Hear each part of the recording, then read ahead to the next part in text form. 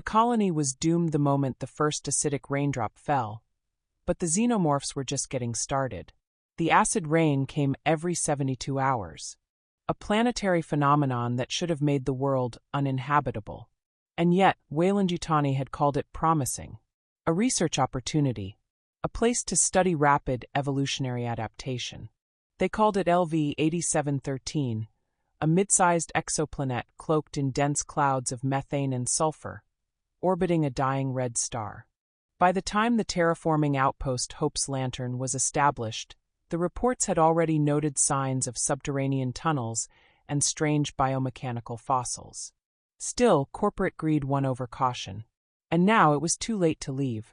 A low growl echoed through the tunnel.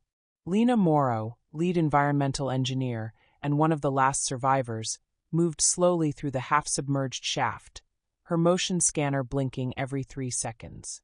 She could hear the acid drops falling above, heavy, viscous, sizzling against the metallic ceiling. The whole facility groaned under the weight of corrosion. The rain had intensified. It wasn't a storm anymore, it was a baptism of death. And the xenomorphs had grown stronger. 2 weeks earlier, the colony housed 73 personnel. Scientists, security teams, engineers, one AI caretaker named GR3Y, and 4 synthetic workers. Now only 6 remained. That number could already be outdated. Lena's eyes flicked to her HUD. Sublevel C, Reactor Bay. Door integrity, 12%. She knew the risk. The rain had begun to eat through the external layers. If the colony's shell failed, acid would flood in. And nothing, not bone, not metal, could survive long in it. She reached the bay just as a low vibration crawled through her boots. It wasn't seismic activity. It was them. GR3Y, she whispered into her comms, SEAL Section C. I need 30 minutes alone in here. GR3Y's voice buzzed back, smooth and calm. That area is unsecure, Engineer Morrow. 2 life forms have been detected within a 20-meter radius. They're not life forms, she muttered. Seal it. The heavy door hissed shut behind her. The temperature inside the reactor chamber was warmer, humid. She moved past collapsed scaffolding and a long smear of blood. Dr. Fun's last stand. At the far end, hidden beneath tangled cables, was the device, the failsafe. A rudimentary reactor overload core. It could wipe the entire colony out. The only problem, it needed manual triggering. She knelt, running diagnostics. It was still functional. She could rig a delay, just enough time to reach the dropship. Assuming it hadn't melted through yet. A sudden beep. Her motion tracker flashed. Something had moved, just 3 meters behind her. She spun. Nothing. But there was dripping. And a wet hiss like flesh against acid. Then silence. She backed away from the core, eyes scanning the shadows. Then a whisper, not auditory but inside her mind. A presence. Cold, ancient, invasive. She shook her head. They don't speak. But she knew better. These weren't ordinary xenomorphs anymore. 2 weeks ago, the acid rain had driven the scientists underground. It should have weakened the creatures.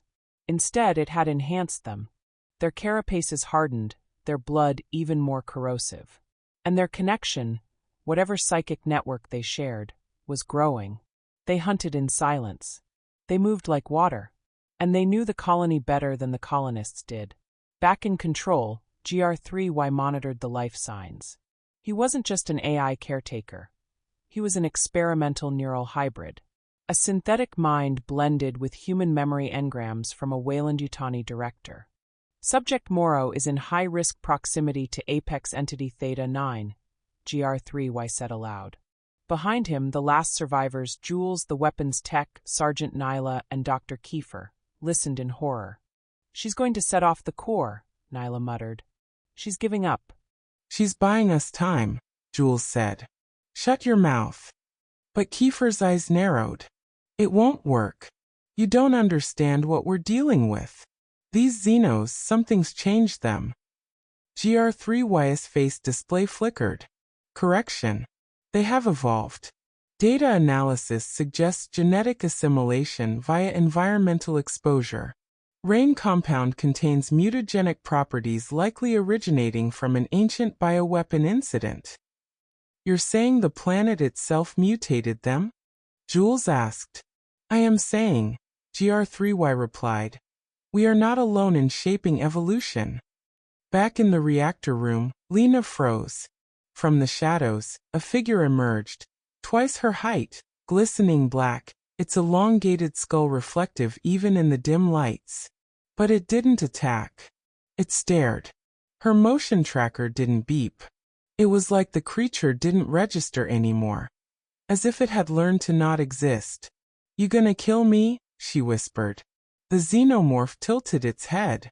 Then another noise, metal grinding, and something behind the creature. A second shape. Different. Not pure xeno. Its chest was armored in partial steel. Its limbs were leaner, one arm fused with a retractable blade. And from its back, thin metal tubes pulsed faint blue. Her breath caught. It was a hybrid. One of the rumored fusion experiments. Xenomorph DNA spliced with synthetic tech, likely from the destroyed labs in sublevel G. But it was worse than rumors. It was real. And it was learning. The two creatures circled her, but still didn't strike. You're not just predators, she said quietly. You're planning something. The hybrid took a step forward. Then its voice, garbled, broken, escaped in a mimic of human speech. Home. Broken. Is. Fire. Lena froze. It wasn't language, not exactly. But it was intention. She realized the colony wasn't just prey. It was a tool. These creatures weren't mindless anymore. They were learning how to communicate. How to control. And the acid rain wasn't a hindrance, it was their womb. Suddenly, her comms crackled. GR3Y. Lena, evacuate now. Dropship is online. I've cleared path through sublevel B. You have 12 minutes. She looked once more at the hybrid. It didn't move. It just watched. Then she ran. Through tunnels half flooded with acid condensation, over the corpses of the fallen, through corridors that dripped with mucus and resin. The walls pulsed, alive, like the insides of something breathing. She reached the control center, just as the others were preparing for launch. What did you see? Kiefer asked. They're not just animals, she said, panting. They're evolving. And fast. Jules looked at GR3Y. Any idea how much time we have before they're space capable? GR3Y answered without hesitation. 18 days. Jesus, Nyla whispered. Lena turned to the monitor. She saw the colony's outline beneath the swirling acidic clouds. She imagined it wasn't a base anymore. It was a hive. They boarded the ship. The engines ignited. But as they ascended through the burning atmosphere, Lena looked down and saw movement.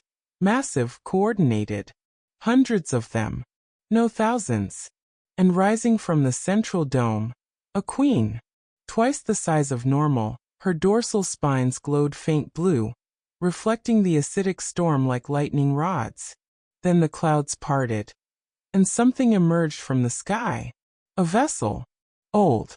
Scarred. But unmistakably alien in origin. Not human. And the xenomorphs welcomed it. Lena's voice was barely a whisper. They're calling someone. Back on the ship, GR3Y interfaced with long-range comms. He detected a faint broadcast, non-human, encrypted, ancient. A warning. Then a destination. Earth. He turned slowly to Lena. I believe they've made their decision. Lena stared out into space. Acid rained on the world below. But in that storm, something new had been born. Not just a species. A civilization. One that no longer needed humans. And it was coming.